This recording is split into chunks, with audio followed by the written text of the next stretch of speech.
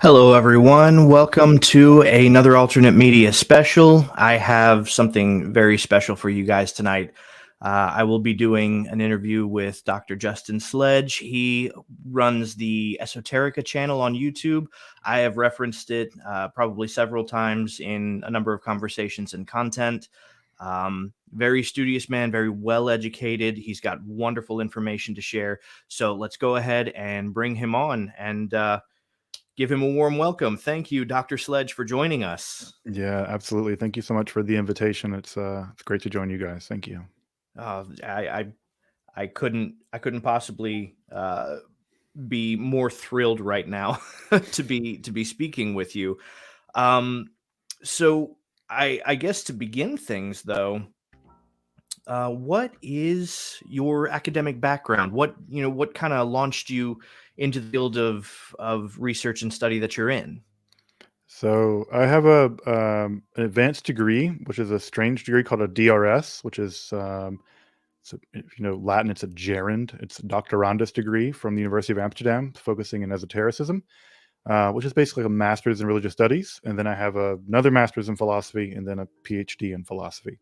So I have basically two masters and a PhD in philosophy. But my philosophical focus is on what is typically called the study of Western esotericism, but I typically study it from a philosophical angle. Although obviously you're doing some history and religious studies in there as well.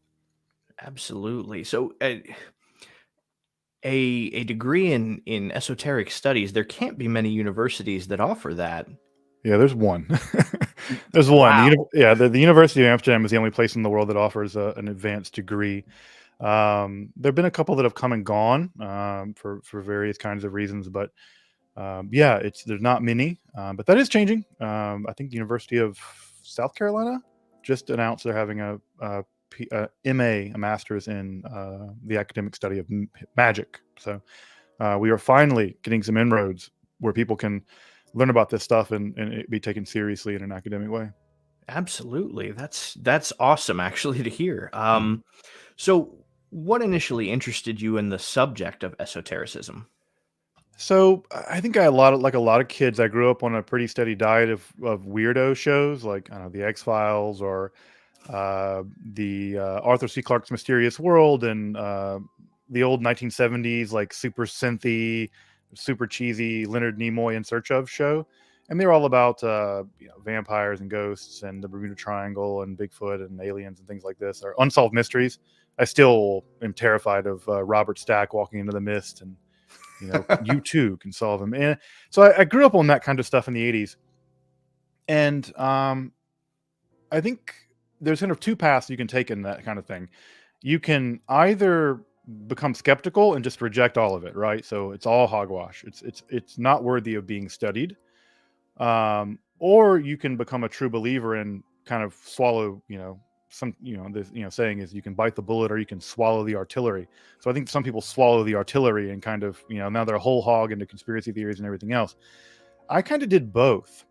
I continued to become more and more skeptical as I got older, and then I also continued to be interested in this material.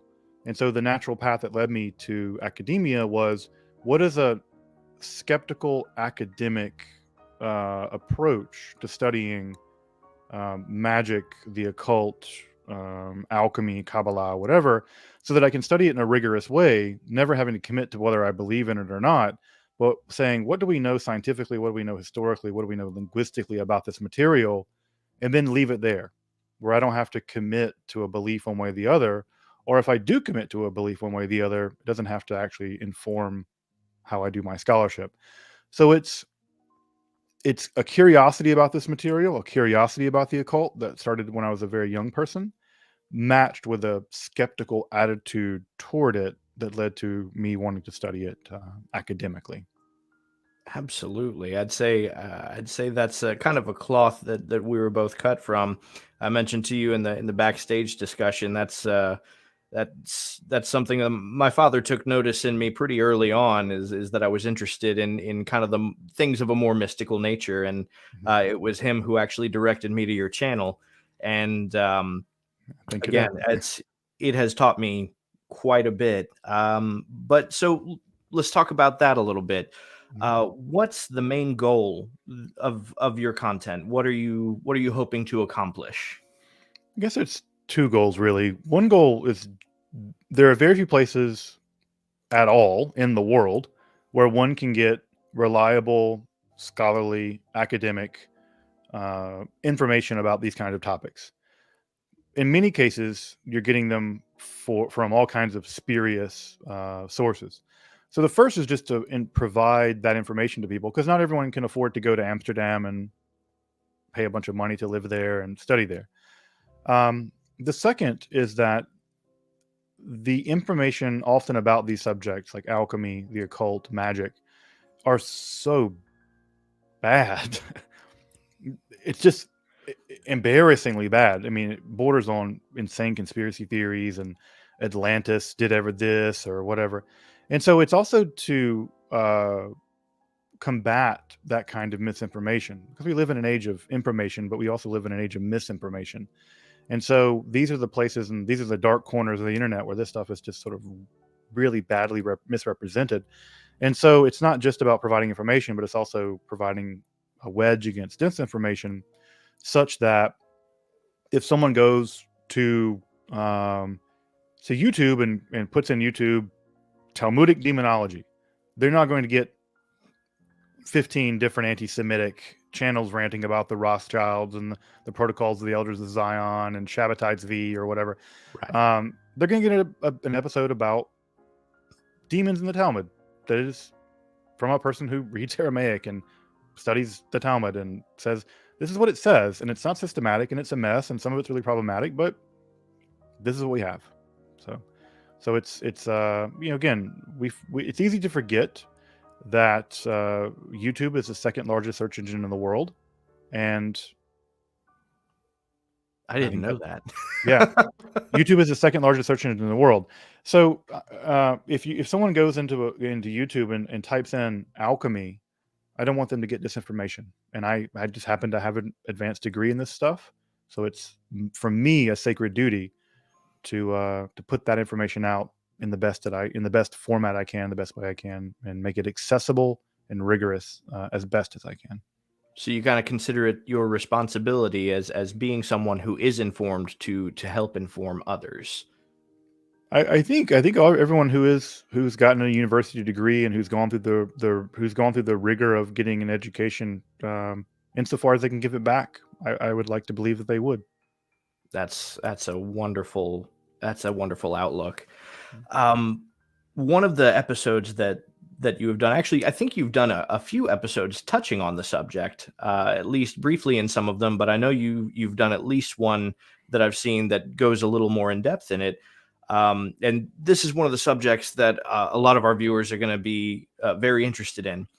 The subject of Christian magic, right? Mm-hmm. Is it incorrect to call it Christian magic? It depends on who you ask, of course. For a scholar, for an academic perspective, we would say that if Christians are doing magic, then it's Christian magic.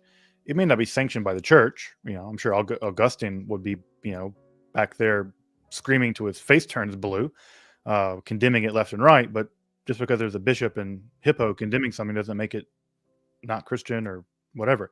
So we study what people do, not what they're supposed to do. And so insofar as Christians are, mucking around with summoning angels or demons or whatever, I don't know what else it would be. It would have to be something like Christian magic. So I wouldn't, from a confessional point of view, I'm pretty sure the Pope would tell you it wasn't, but I ain't the Pope. That's something I've noticed in conversations that I've had with a few Christians, where they will reference something that they refer to as a Jewish text. And by that, they just mean that the author of it was a Jew. But that does not mean that it reflects actual, Jewish theology, so to speak. And the way I try and relate this to them is like, so you probably wouldn't consider the grimoire of Pope Honorius to be a Christian document, even though he was a Christian. It it's one of those things where the content may not reflect the culture, but the origin that it comes from. I feel sometimes it can be detrimental to not specify what you mean when you are attributing an origin to a thought process. Yeah, and it could be heterodox Christian. Just because you call it Christian doesn't mean you're calling it mainstream Right. Orthodox Christianity. But anyone who would tell me that Arius wasn't a Christian, just because he lost a debate with the Orthodoxy doesn't make him not a Christian. Or Valentinus, yeah, he was a strange Christian compared to what survived. But we shouldn't let the survival bias tell us what's correct and what's not correct. Because historians don't deal in what's correct and what's not correct. We deal in what happened. And so Right. if Valentinus, if you were to go to the Valentinians and ask them what they are, they would never tell you we're Gnostics. I can guarantee you that. They would tell you they're Christians. Any more so than the Essenes, who I would think of as maybe one of the most heterodox groups of Jews who've ever existed. I mean, they were literally not even using the same calendar as the rest of the Jewish world. Right. Like, who's going to call the Essenes not Jewish? That's bizarre. So yeah, heterodoxy is one thing, but heterodoxy is not a you don't get to throw them off the Titanic because they're weird. Right. So that being the case, right? If we can observe that some Christians historically did delve into things that we would call magic, is that something that was referenced by the patristic fathers at all? Was there any mention of it by them? I mean, certainly by them condemning it constantly. I mean, you don't condemn things that people aren't doing. So the fact that they're constantly saying like, "Don't do magic, don't do this," that tells me that there are a bunch of Christians out there doing it. So ditto, when you see in the Hebrew Bible constantly, they're like, "Don't worship these deities, don't do this, don't do that." And I'm like, well, that's a pretty good indicator of all the things they were doing. So sure, I don't think that when you read whatever book 9 of De Civite Dei by Augustine, where Augustine has to spend dozens of pages trying to tell people this is why you don't do this is why it doesn't work, this is why it's dangerous. He wouldn't have wasted the papyrus if they weren't doing it. And he's arguing to educated people. He's not arguing to uneducated fortune tellers on the street. They don't read his book anyway. He's arguing to people who read Latin, who read Augustine and the other bishops around him. So this is, again, you have to think, who's his audience and who's actually reading this stuff. So sure, Augustine, Lactantius, all these guys, even as early as the New Testament, they're having to separate themselves off from magic doers like Simon Magus or whatever. So the fact that there are people in their ranks, I mean, Simon Magus, is, assuming he was a real character or whatever, he joined their ranks because he thought they were doing Magia. So from the outside perspective, Christians looked a lot like magicians to outside people, enough to attract people into their ranks to try to learn their secrets by paying them. So, or at least apparently. So yeah, I mean, even Jesus was accused of sorcery by his co-religionists, driving out Belial by Beelzebub or whatever, which is a long-standing thing in ancient Mesopotamian magic, using one demon to combat another one. That was a long-standing idea. So I'm sorry, I didn't mean to cut you off. Go ahead. no. So insofar as we have these prohibitions are evidence of practice. Now, again, we can call that practice heterodox, but someone was doing it. You don't write pages and pages and pages telling people not to do stuff unless there are people doing it. So you mentioned Simon Magus, and that is a figure that not a lot of lay Christians are going to be familiar with. So I'm glad you brought it up. Tell us a little bit about who he is and what documents we read about him in. Oh, so there's a huge literature about Simon Magus, right? We find him, I think, first in the book of Acts. The Christians will have to forgive me, I don't have my New Testament memorized. But I think you first find him in the book of Acts, where he basically joins up with the apostles in an attempt to learn their magic by paying them, and they rebuke him. And that's kind of the end of the story in a lot of ways, and I think at least in the book of Acts.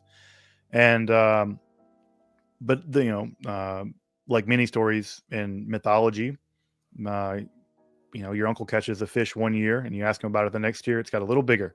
And you ask him about it a year later, it's got a little bigger, and eventually he's caught the whale that swallowed Jonah, or the Dag Gadol, the big fish. So by that, I think it's the Acts of Paul. I think it's one of these apocryphal legendary texts that develops. They're dueling in the air. It's great. Like they're actually flying around in the air, dueling with each other, and eventually God curses Simon Magus, and he falls out of the sky and dies. And so this is sort of the final rebuke to magicians, that they really don't have power. Although he kind of had some power. He's flying around in the air and stuff. Right. And It again, sounds like an epic wizard battle. yeah, it was a really epic wizard battle. Make a great movie. But again, the Bible has to deal with all kinds of interesting things, like the sorcerers that Moses and Aaron had to deal with, the Khartoumeh, which is a strange word for whatever they were. It just means the ones from Khartoum. It's actually not even a word in Hebrew for sorcerer, but they're referred to as Khartoumeh, and they're the Hebrew Bible clearly acknowledges they're able to do supernatural feats, and so it has to explain what in the world's going on there. And of course, the other case is the Baal Adov at Endor that Saul goes to, and in desperate attempt to learn the future, which not looking bright for him, he has the Baal Adov, the witch at Endor, is how it gets translated into English, summon up the spirit of Samuel. And that text, by the way, is very strange, because it doesn't say when she summons up the spirit of Samuel, she doesn't see Samuel at first. It says, "I see an Elohim rising Me'eretz out of the earth." So she thinks she sees a god, which is that whole narrative. Wow, yeah, that's if you read it in Hebrew, it's really creepy. that's fascinating. Yeah, I'm gonna have to look deeper into that. Yeah, I always tell people, read that story, and if you can read Hebrew, read it in Hebrew, because it reads very differently. Also, what's great about that story is that the Baal Adov is never painted as like a negative woman. She refuses to raise the ghost of Samuel at first, because she knows it's forbidden. And she's like, "No, Saul, I'm not doing that. It's forbidden. You've forbidden it. I'm not doing that." And then she does it, and of course, Saul learns he's going to die the next day. Samuel never ask a prophet about the future if you want to have a good time. And never invite them to parties. They ruin parties. Never invite a prophet to a party. Woe to you, people. And at any rate, after he gets the bad news, he's obviously quite distraught. And the Baal Adov actually makes them a meal and hosts them, even, I think, slaughtering an animal to feed them. And so this is a woman of seemingly of immense supernatural power, but also realizing that power is forbidden and not wanting to do it, and also treating her guests better probably than she treats herself. And so this is completely the opposite of the image of the witch who like invites you in and tricks you and eats you or whatever. Right. The Baal Adov is actually a very sympathetic character in that story. Fascinating. So on the subject of Christian magic, are there historical evidences, archaeological evidence, textual evidence, or anything else you could think of that are proof that this was in fact happening at the time? Yeah, we have extensive archaeological evidence of Christian magic. In fact, you can buy an entire book called Ancient Christian Magic. It's all the papyri that have survived in Egypt. I think it's published by Marvin Meyer. That could be right. It could also be wrong. But this book, Ancient Christian Magic, has basically all of the Christian texts that were left out of the Greek magical papyri, primarily written in Greek and Coptic. And there are dozens of these that have survived. And again, if dozens have survived from the late classical world, hundreds, then we know that thousands must have existed, right? What survives is sort of the tip of the iceberg compared to what existed. Right. And so we have a ton of texts that indicate that magic was being practiced by Christians in Egypt. And now you might say that's just localized to Egypt because the Egyptians are up to shenanigans. It has everything to do with the fact that papyri survives there. Right. And it doesn't survive in other places. We have literally a papyri from the classical world from Greece. Like one. Wow. So other areas, like things just don't survive, so it's uniquely the Egyptian environment or the environment out there, the Dead Sea, where this stuff survives. So again, and it's not just localized to Egypt. We have Augustine over in Hippo in North Africa telling people not to do this. Every bishop where you read the patristic fathers, they're constantly railing against this practice. So it's happening everywhere. Uh, Even by the canon episcopi, and written really early, in the early period of the Merovingians, they're already complaining about the fact that there are people riding on animals to go visit Diana and go on the nightly ride, and they're like, you can't do that anymore. That's paganism. Don't do that anymore. And you even could go to Northern Europe, where Christianity took hold there around 1,000 or so. There's great stave churches that will show the end of the world, and it's very clearly the end of the world because it's all kinds of monsters with big, many heads, like in the Book of Revelation, and you'll see like Jesus and some guy with a big beard and a hammer fighting a big wolf, and you're like, they just mixed Ragnarok and the apocalypse together. It's like Wow. Jesus and Thor fighting Fenrir or something, and that's how Christianity spread in a lot of ways. It was very accommodating. I mean, Easter is named Easter for a reason. They incorporated paganism into it in order to make it palatable and to make it to negotiate with these kinds of things. And so, but that every religion does that. I mean, the Jewish names of the month, they're all pagan gods. Tammuz. So every religion negotiates with reality, and the reality around you is your religion doesn't exist in a vacuum. So I'm glad you touched on that, because that actually was going to be my next question, is like, are these practices of magic that we see among early Christians, does it appear that they are unique and original to Christianity, or does it seem that they are derived from external influences, be it Jewish, pagan, or otherwise? Yeah, they're syncretistic. They're probably syncretistic, but everything about Christianity is syncretistic. There's nothing about Christianity that's original to Christianity. Christianity has it in its core a kind of apocalyptic Judaism. Apocalyptic Judaism was itself syncretistic. It was an Israelite religion mixed with Zoroastrian religion. So even that apocalyptic core of Christianity, even the idea of a Messiah, even the idea of the afterlife, even the idea of angels and demons, they're not native really to Israelite religion. They're Israelite ideas that got grafted in with Zoroastrian beliefs and became apocalyptic Judaism, of which Christianity is a species of that apocalyptic Judaism. Again, remember, the real conservative Israelites in the Second Temple period were not the Pharisees, they were not the Essenes, they were not Philo out there doing Greek stuff. They were the hated Sadducees. The Sadducees were the most rigorously Israelite of all the factions. They rejected anything that wasn't Torah. They rejected afterlife. They rejected angels and demons. They rejected apocalyptic Judaism because they thought of it as an outsider paganism. I mean, if you want to be an authentic Israelite, go be a Sadducee, right? Yeah, And they were. They didn't accept anything outside of the books of Moses. right. Um, They're which to me, they represent the hardcore of Israelite religion.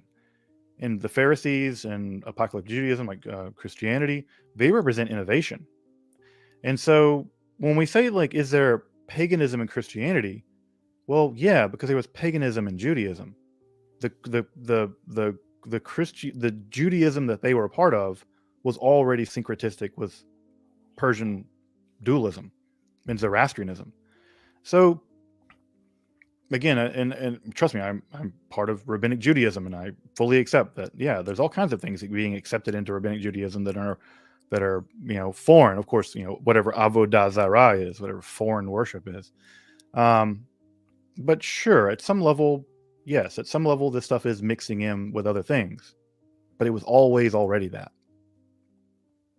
Absolutely, it's funny actually, that you say that about the Sadducees, the difference between the Sadducees and Pharisees, because, and you've probably noticed this in Christian circles, typically those two are mentioned in tandem with one another, as though they had a sense of commonality with one another, and it's a little ironic.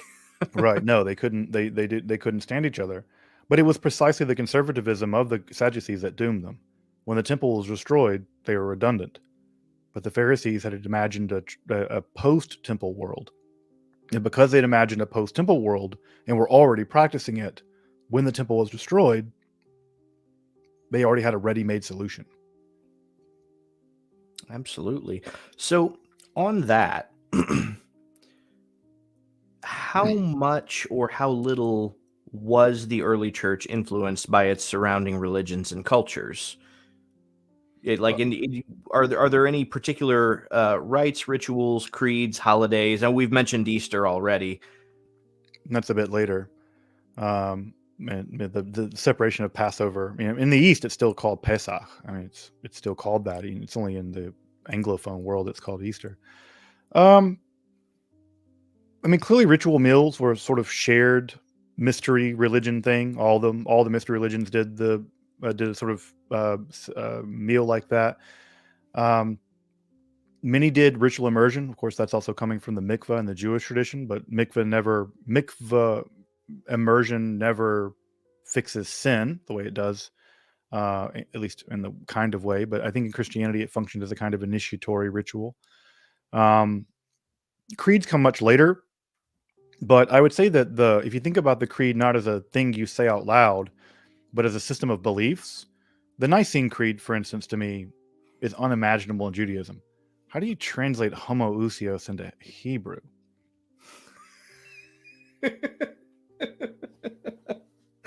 I just don't like or filioque, like the bank. Like it doesn't. This is just not. They're not even functioning in a Jewish environment intellectually anymore. They're functioning in a pagan Greek philosophical environment. Homoousios, I always tell people, one could teach a class about how Trinitarian economics, as it's found in Athanasius, is to me the high point of Greek pagan philosophy, because every single Greek pagan philosophical school is required to bring to bear to make the Trinity work. Stoicism, Platonism, Aristotle, all of those schools have to be at work in order to make the Trinity is one of the most intellectually powerful things I've ever read about. I don't believe it. I think it's an act of incredible, tectonically important philosophical genius. But it is it only works using the machinery of pagan philosophy and some philo, of course. But I'm pretty sure if you asked the Pharisees and Sadducees what Philo was, they'd probably tell you he was a pagan too. He bragged about not knowing Hebrew and only visiting the temple once in his whole life. So it wasn't like he was like about it, at least not about that. Right. So again, what I want to say is I just want to I'd always want to undermine this question about sort of, is there some original core of which Christianity really was, and then paganism got into it and corrupted it? I think that's it's a no true Scotsman's game, and I think it's an essentialism game that's always going to be a losing game. I think that religious systems are always porous, and they're always going to have things coming in and out. That insofar as they are successful, they will be baptized later as having always been there, and if they're unsuccessful, they will be rejected as having always been wrong. I think of Origen. Origen is to me the great tragic character of early Christianity. He did more to pioneer Christian theology than any single other person, and to make it respectable in the intellectual world. Origen was a complete genius. And because he happened to not do the Trinity correctly, he had this supersessionist vision of the Trinity. When ultimately Athanasius and his team won, they threw him under the bus. Yep. And I'm like, you wouldn't be here without this guy, right? And of course, what they say is, oh, we didn't condemn Origen, we condemned Origenism. Like, they try to save the guy at some level, but you can like Origen, but you can't believe in Origenism. I'm like, you're standing on the scaffolding this dude built, and you're throwing the dude under the bus. So when I read on First Principles, which I think is one of the great, for folks out there who are Christians, if you've never read it, I think it's the first work of Christian genius, intellectual genius. Paul's not an intellectual genius; he's a theological maverick.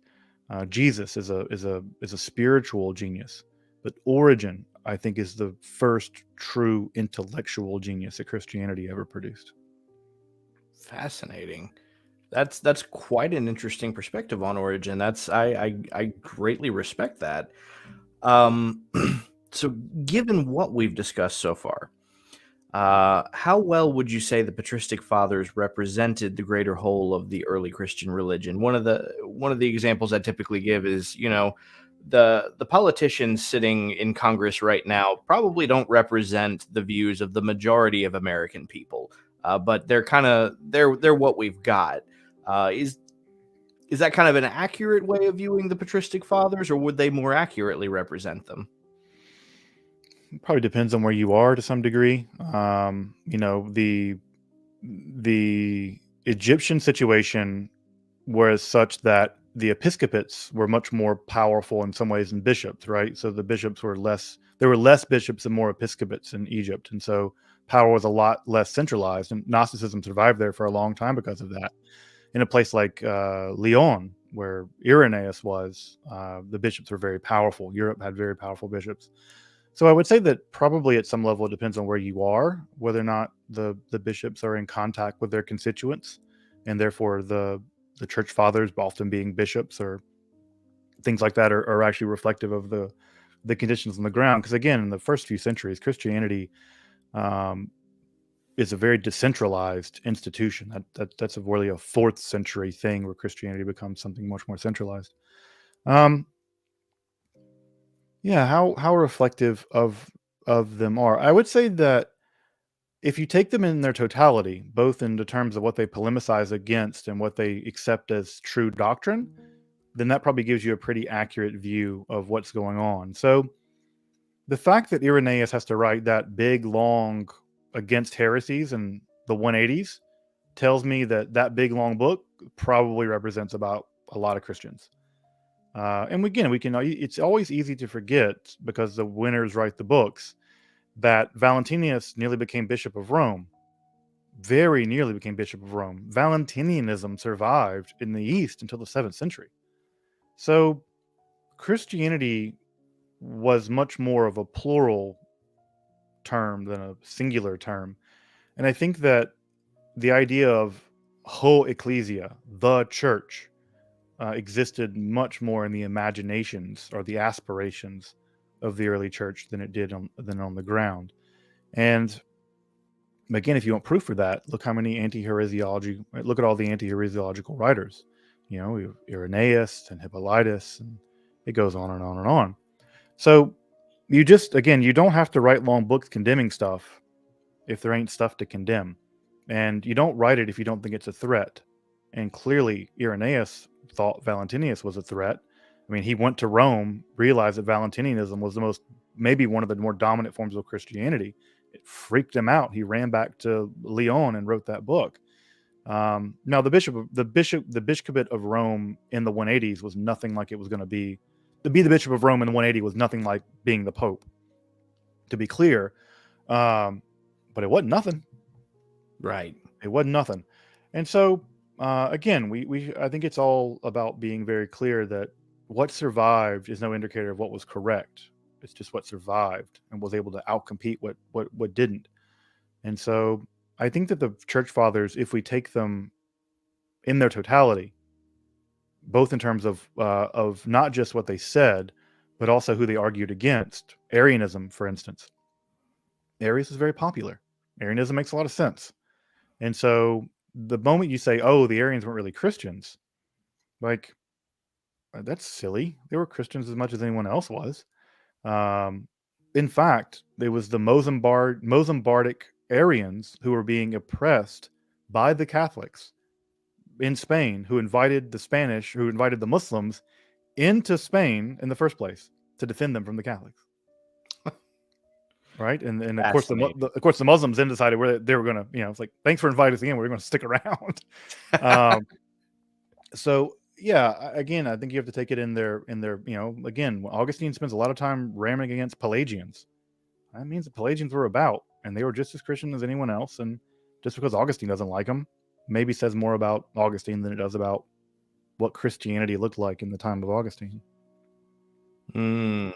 That's an interesting perspective. I hadn't considered that. I like that though.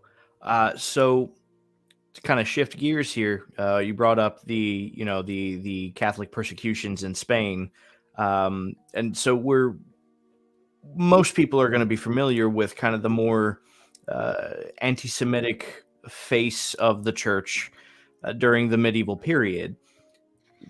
Did Christianity start that way, or was it kind of a gradual shift into a much more anti-Semitic outlook? So I would separate between being anti-Judaism and anti-Semitic. I think those are two different things. I Right. think one can be anti-Judaism and not be anti-Semitic. I think my favorite example of that is Friedrich Nietzsche. Nietzsche was a person who openly hated Judaism and Christianity as an extension of Judaism, but he also railed against anti-Semitism. He thought anti-Semitism was a disease, and he broke up with Wagner famously in public. Their bro relationship ended because Wagner was an open anti-Semite, and Nietzsche hated him for it. So one, we should separate those two. I don't know you can do that anymore, but I think it's at least intellectually possible. Right. Your mileage may vary. Christianity was anti-Judaism, right? They were anti-Judaism as a religion because their religion and the theory of Messiah they eventually landed on, and there were several competing theories of what Jesus' messianism meant, even in Paul. The one they landed on was a supersessionist theory that Christianity had superseded Judaism, thus rendering it either redundant or somehow otherwise bad. So in that way, it had to be anti-Judaism, because if you have a new law and the old law has been superseded and Jesus is a ransom or a sacrifice, depending on what variant you accept from Paul, then Judaism is redundant. And so in that way, you have to polemicize against it. And not just that, when the Jews continued to want to rebel against the Roman Empire, as they were wont to do, as Christianity began to really want to become part of the Roman Empire and become normalized within the Roman Empire, you don't want to be paying the Fiscus Judaicus after the Bar Kokhba revolt. You don't want to be associated with those people. You don't want to be associated with those big grain strikes going on in Crete anymore. And so you don't want to have to go to rabbis to figure out when Jesus came back from the dead.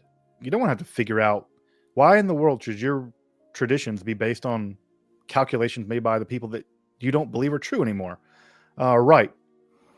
So Christianity had a vested interest in getting escape velocity from Judaism, and it achieved it, of course. That doesn't make it anti-Semitic. I think anti-Semitism emerges primarily after the aftermath of the Black Death. I think that's when we begin to see anti-Semitism really. It's in those situations where I think we really see anti-Semitism. Now, Christianity has within it the seeds of that. I think that line in Matthew, right? May his blood be on our hands and on the hands of our children. You can imagine how much damage that dealt when they put on passion plays in the Middle Ages, and people did real horrors with that. But no, I don't think there's anything inherently anti-Semitic about Christianity. I think it is a supersessionist theology, but that's also true of Islam. I don't think of Islam as being an anti-Semitic religion in the least. That actually, let's see, I'm glad you have given some answers that have kind of just really guided right into the next question. So yeah, the brand of anti-Judaism that we see in the patristic fathers does seem to be more rooted in a theological difference, especially like you've mentioned with their outlook on the apocalypse and the implications of the kind of Messiah they saw Jesus to be. Whereas what we see further into the medieval period, and especially you mentioned the Black Death, especially,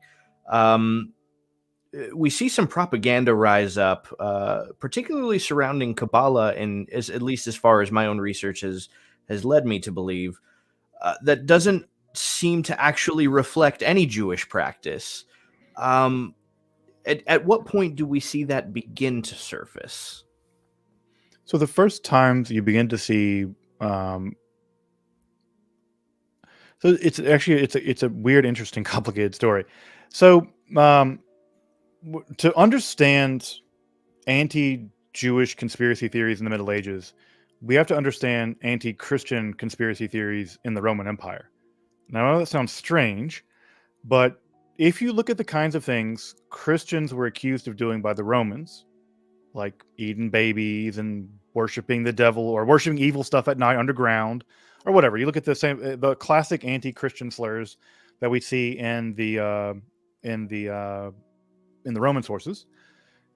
Christians adopt those, and they deploy them against their enemies, the Gnostics. And so many of the slurs against the Gnostics, whatever that group was, I don't like that term, but the groups of people that the Orthodox Christians didn't like, they use the exact same slurs against them.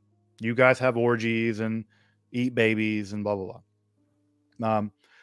So when you begin to get this movement toward a kind of European-wide anti-Judaism, you have to understand that most people don't have a lot to read, and when they want to understand what's going on, this will be true of the witch trials, true, they go back to the literature they have. And what literature do they have in the Middle Ages? They have the Patristic fathers, who tell them that the Jews are bad and that the Gnostics do all this evil stuff, like eating babies and stuff like that. And there's some point, 11th century, 12th century, where the wires get crossed.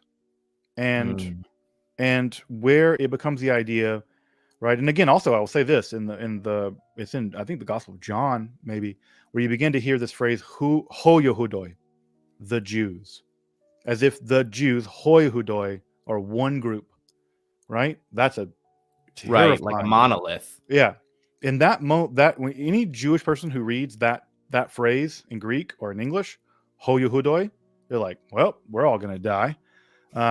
Because no one ever says, well, the Jews, and then things work out for the best. Right. And so you have already this supersessionist theology.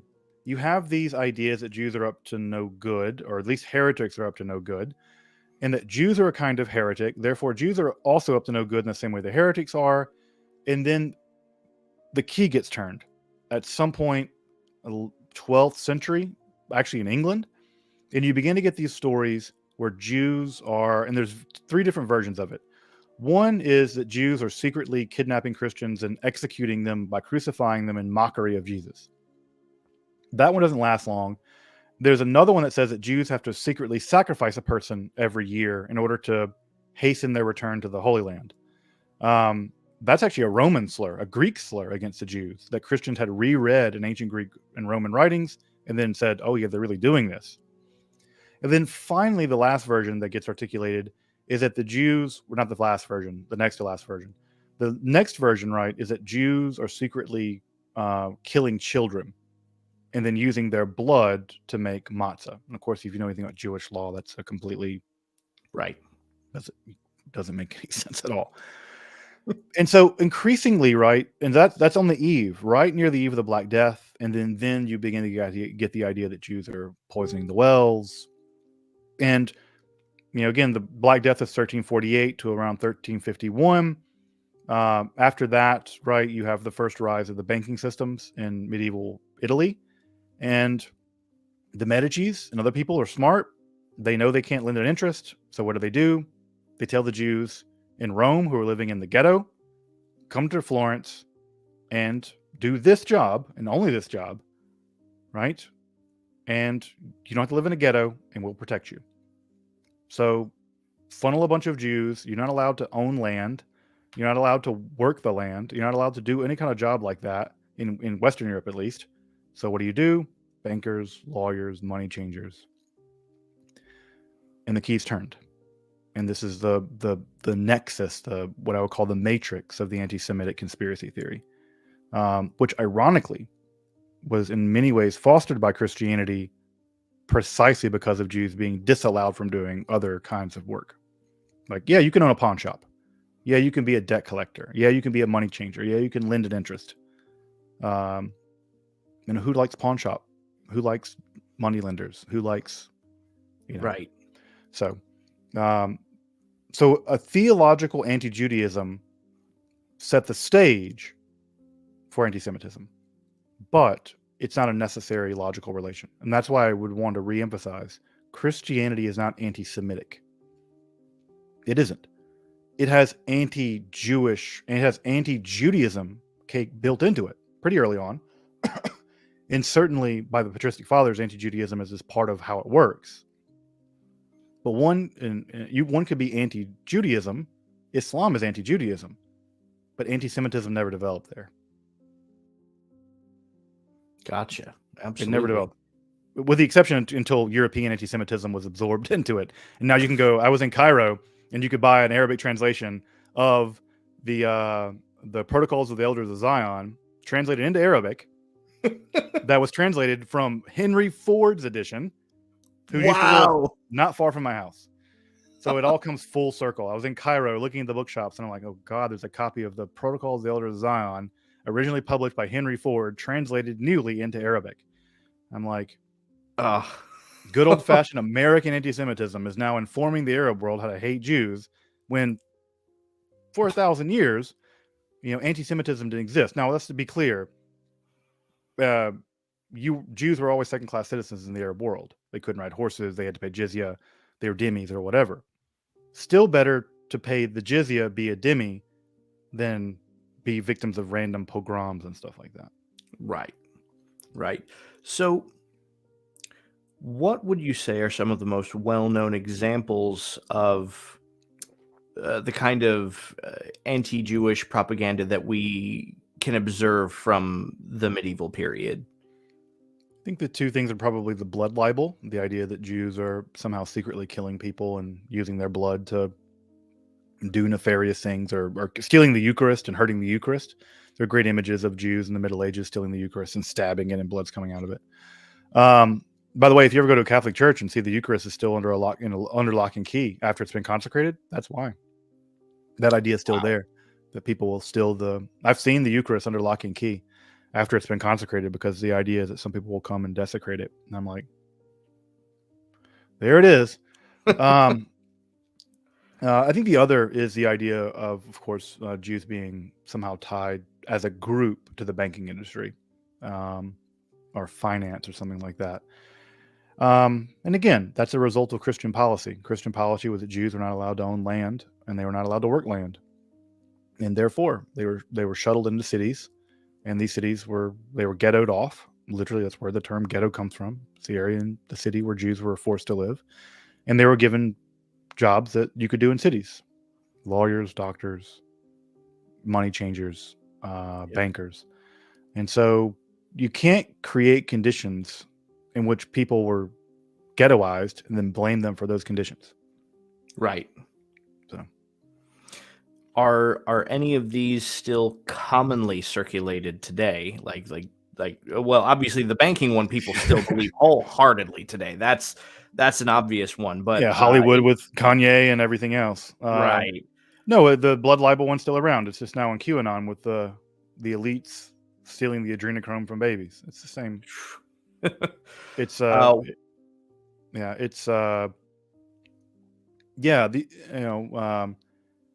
Bill Faulkner, a fellow Southerner. I'm a Southerner. He has one of the Southerners. We never get past our own history. We kind of live in it. And Faulkner famously said that history isn't past, or history isn't dead. It's not even past. And so a lot of the conspiracy theories are sort of variations on a theme of classic anti-Semitic conspiracy theories. What effect would you say this has had on the way many view like Kabbalah? All right. So you have this constant idea that the Kabbalah is a Luciferian machination to corrupt I don't know. If I read the anti-Semitic emails I get every day, I could tell you. I couldn't imagine, dude. I tell you, the only thing worse than being a Jewish public intellectual is being a woman public intellectual. The crap they get all day, every day, just being a woman, just existing as a woman, just is a nightmare. I have a colleague who is a YouTuber who's also a woman academic studying the same thing I do, and she just gets the worst emails. I feel awful for her. But there's still the idea that Jews control the world through the occult, and that Kabbalah is the Jewish form of the occult by which Jews control the world. I hate to tell them that most Jews don't know their Kabbalah from a hole in the wall. Most Jews never study Kabbalah, and most Jews don't study it certainly well enough to really understand its intricacies.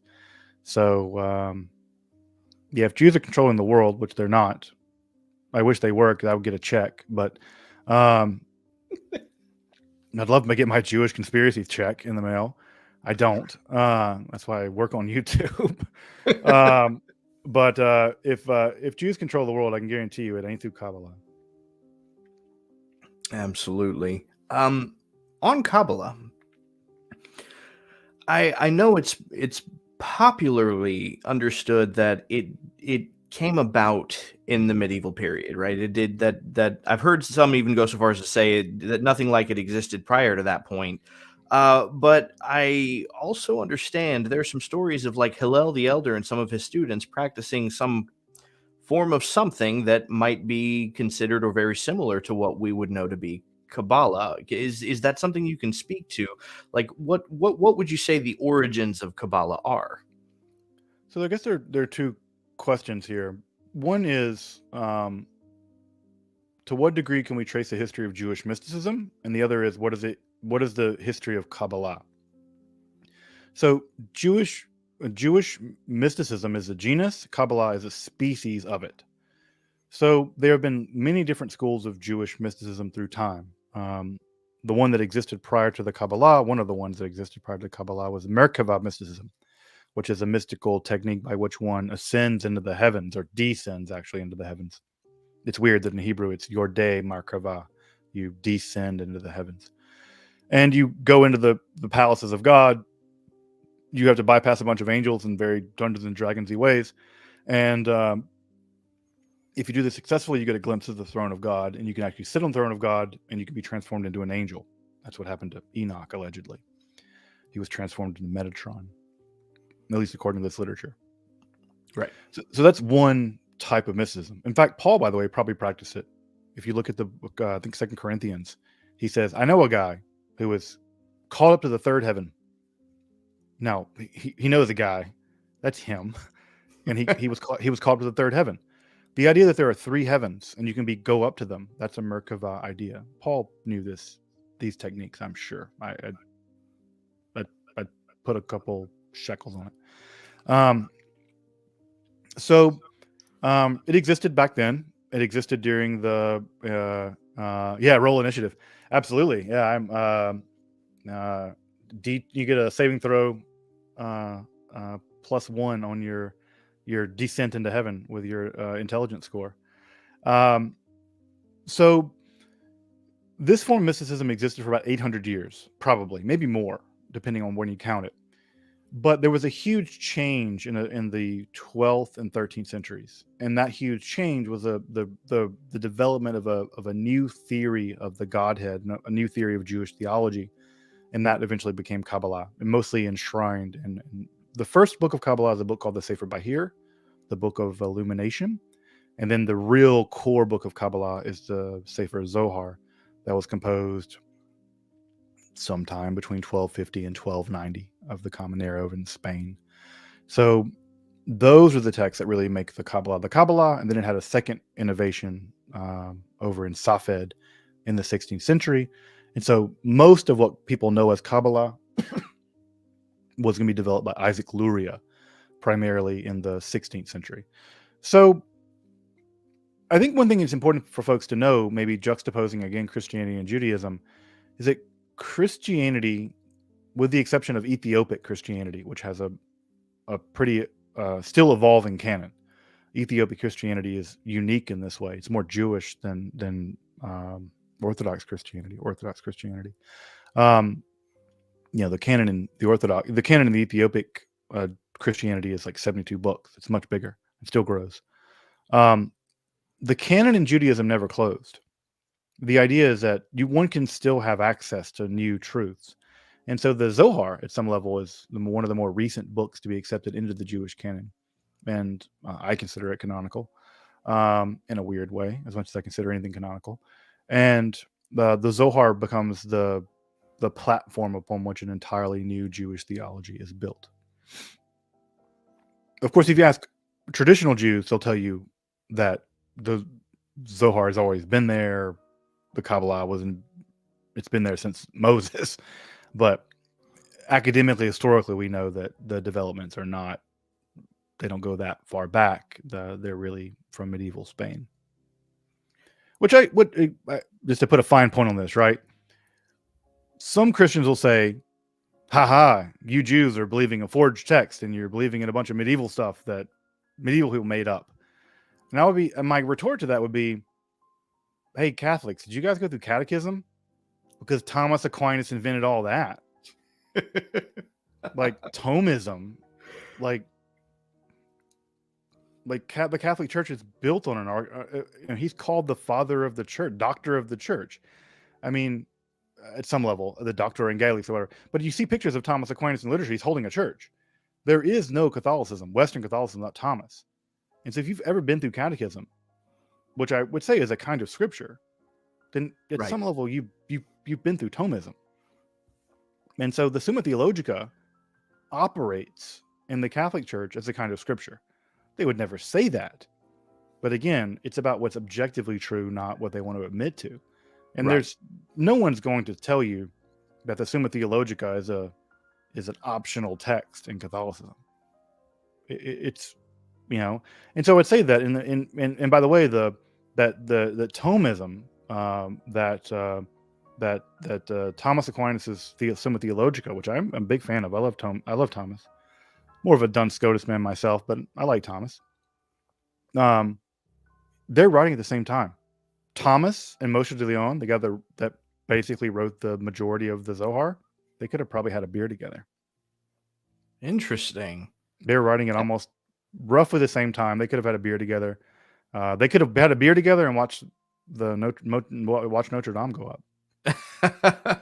Yeah, I was going to say right along with that, you know, for I guess the majority of the evangelical church right now, you know, you've got the Reformation. I mean, that did take place in the medieval period, you know. Your 5 points of the Reformation, the 5 soli, you know, those are all things that are essentially non-scriptural, so to speak, but they're taken as gospel truth in the evangelical church today.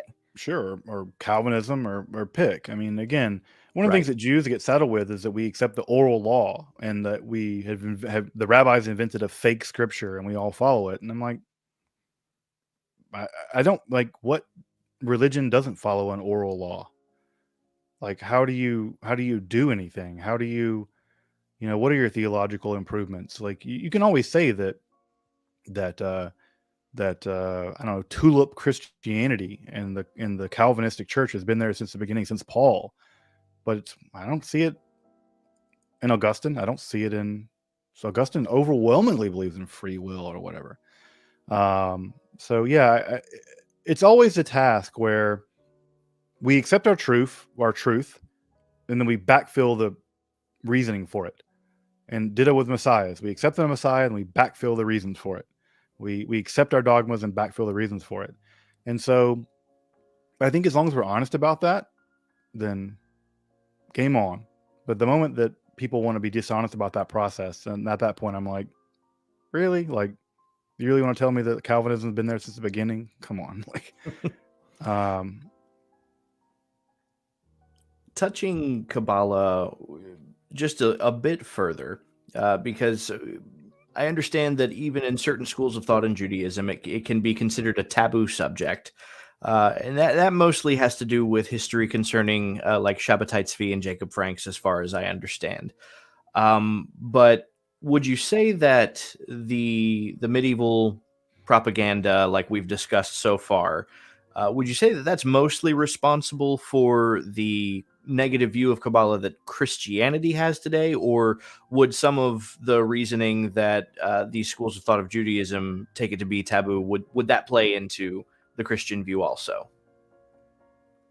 No, I mean, the earliest Christian attitudes toward Kabbalah were enthusiastic. I mean, people immediately Christians love Kabbalah. As soon as they get their hands on it, they were translating into Latin to read it. In fact, they believed that Kabbalah actually held secret wisdom that Moses had, that the Jews carried on but didn't understand, and it actually proved the truth of Christianity. So Christians loved Kabbalah very early on, most of Christian history. In fact, I would say for through the 15th all the way through the 19th century, Christians were enthusiastically interested in Kabbalah. Not all Christians, some. But I think it's not until the 20th century, really, that you see this sort of idea that the Jews are nefariously using Kabbalah to like control the world or something. But no, like it's amazing. The first printing of the Zohar wasn't because Jews wanted it printed; it was because Christians did. Wow. Oh, so yeah, you correct me if I'm wrong. I think one of the first people to print the Sefer Yetzirah was W.N. Westcott, correct? Printed in English. Right. Yeah, in But no, English. it was Oh yeah, Christians have been super interested in Kabbalah since it dropped. I mean, again, mostly because they thought it proved the truth of Christianity. But yeah, it was never thought of as the Jews are bad because of Kabbalah. It was typically thought the Jews had Kabbalah and they were ignorant of its truths, and therefore only Christians could interpret it correctly. And so it was the idea of like, oh yeah, you guys have this thing that's really important. You just don't understand it because you don't believe in Jesus. So let me show you where Jesus is in the Zohar. So that was kind of the tack that most Christians took. But again, to their credit, people like Johannes Reuchlin, right, is a great example. Reuchlin was a Christian, deeply Christian, but also had a deep love of Jewish texts, learned to read Hebrew. This is in the 16th century. And he defended the Talmud against being burned. Because he was like, this is absolutely a tragedy in Germany. This is a tragedy. We should not be burning the Talmud. And he was actually arguing over and against a Jewish person who had converted to Christianity who argued for the burning of the Talmud. Wow. So this is a Christian arguing against an ex-Jew that the Talmud should not be burned. And he did it largely because he had studied Kabbalah and things like that. So this interaction was actually in some sense fruitful in a certain kind of way. So to understand this, so we have to get into the weeds of a little bit more. But no, early Christians who encountered Kabbalah were enthralled with it, and it actually gave them a more positive vision of Judaism, and also it allowed them to interact with Jewish scholars in a way that otherwise I think previously they would have never interacted with them. Absolutely. So, given everything we've discussed so far, what do you think is the best way to respond to those who would hold a negative view of the Jewish people because of such influences? I would say that my flippant answer is that the best way to cure anti-Semitism is to invite an anti-Semite to my home for Shabbat dinner. I mean, if I knew a Nazi who wanted to really like crap on me, I would say like, look, could you come to dinner? Like, like, yeah, I get you're a Nazi or whatever, right? Like don't bring a gun. Like, bring your mind, bring an open mind. Let's sit down over Shabbat dinner, spend the weekend. You can sleep in my house, and let's break bread, and let's have a couple drinks, and let's talk, and let's build a relationship. The areas that voted for Hitler in Germany were always areas marked by the least dense population of Jews. It's really, really hard to believe that the Jewish tailor who lives in your apartment building secretly controls the world. Right. Because he's just a tailor working in a tailor shop making suits and clothes. He doesn't control the world. It's really hard to be a Nazi if you're in an apartment building with another poor Jew and you're a poor German veteran, and you guys both fought in World War I, for God's sakes. Those people didn't vote. Those people didn't vote for the Nazi Party. The Nazi Party was elected by people who lived in the hinterland, who had never met a Jew, and could believe this stuff. So I would say that if you want to counter those kinds of like insanities, relationships, like relationships. Come to know me and my family. Like, come hang out with my kids. Hear my kid cough at night. Like, my kid's sick. Like, I don't control the world, man. Like I'm scared for my kids. Like, I'm scared that they live in a world where climate change is going to mess their life up or whatever. Your kids Right. get messed up by this too. Like, I'm worried about school violence and stuff. And so, yeah, for me, anti-Semitism and those kinds of conspiracy theories are born out of isolation and fear. We defeat isolation and fear by connection and love. And no person's beyond being loved, and no fear is unovercomable. And we overcome fear by connection, and we overcome hatred by connection. So yeah, for me, I'm not going to beat them in an argument. I don't want to argue with them, because I don't, they're going to quote the worst parts of the Talmud to me, and I'm sure I'll be like, yeah, those are terrible. There's terrible stuff in the Talmud. There's terrible stuff in the Zohar. Sure, you can believe that. Yeah, trust me, I know those parts. They're terrible things in the Talmud.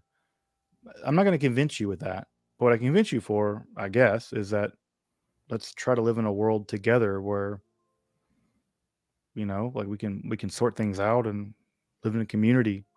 That there's no reason to, fear mongering and things like that. It's not the answer. So, yeah, I'm not going to convince them by quoting scripture to them. No, it's I think the experience, experiencing that everybody's people. Yeah. Yeah, and the same crap they deal with, I have to deal with. Like, I'm like, look, man, you can hate me and my people, and you can think you're better than me, but how long do you sit on the phone with your insurance company?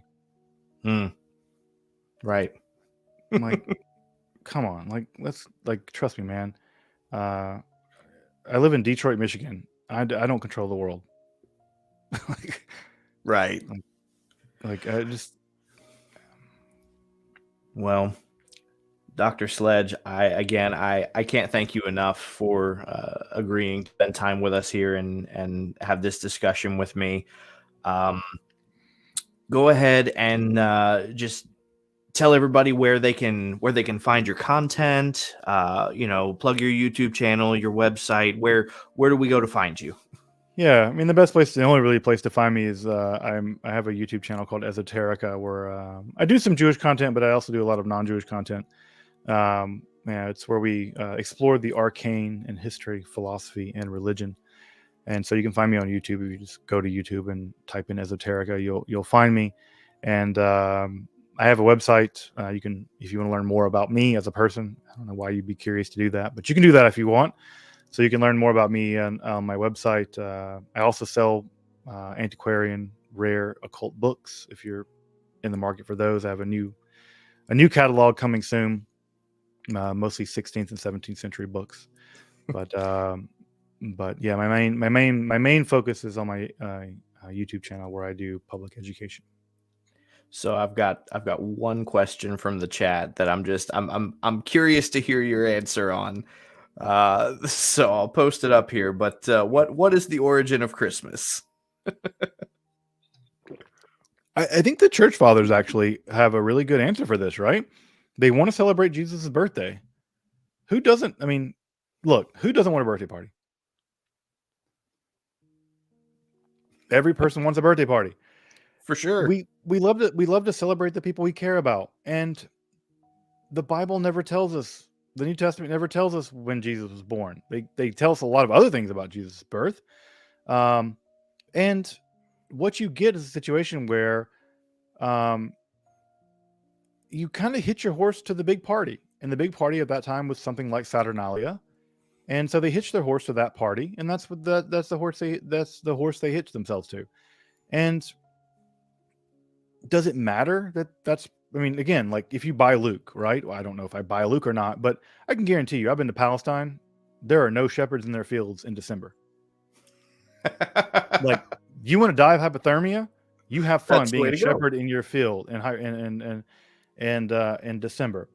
So again, we don't know when Jesus was born, but if you think he's the Messiah, then you want to celebrate his birthday. And if you want to celebrate his birthday, and especially if you're an early Christian in which you want to kind of blend in, why not celebrate it? Why not just attach it to a day in which other celebrations are happening, like Sol Invictus and stuff. So at least then you pass under the radar a little bit. Absolutely. Well, So, again, Dr. Sledge, thank you so much. And I definitely hope that this has educated and enlightened those who've been watching. I know I've enjoyed the conversation. So with that said, we'll go ahead and close out. Everybody who watches us, you guys know where to find us.